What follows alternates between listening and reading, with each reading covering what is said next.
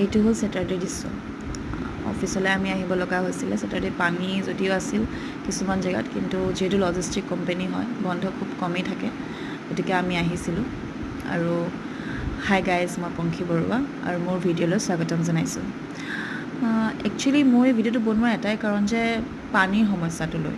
আমি একচুৱেলি সৰুৰ পৰাই ইয়াতে ডাঙৰ দীঘল হৈছোঁ যদিও ইয়াতে আমি ইমান পানী দেখা নাছিলোঁ। দেখিছিলোঁ জু-ৰোড ছাইডটোত পানী বুলি ক'লে আমি সেই ছাইডটোতে পানী বুলি গম পাইছিলোঁ, কাৰণ সুন্দৰপুৰ হওক, AIDC হওক, সেইখিনি জেগাত পানী দেখিছিলোঁ। কিন্তু আজিকালি ৰুক্মিণী গাঁও, পিপকো, মানে এটা জেগা নাই য'ত পানী নহয় চাগে।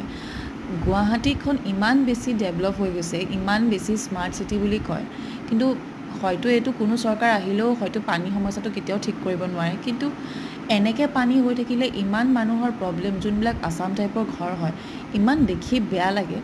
আমিতো ভগৱানে কওক কিবা এটাত ভালতে আছোঁ, কিন্তু কিছুমান মানুহৰ ঘৰ দুৱাৰ গোটেই নষ্ট হৈ গৈছে। গতিকে এই বস্তুটোত কিবা এটাও চলিউশ্যন আছেনে বাৰু?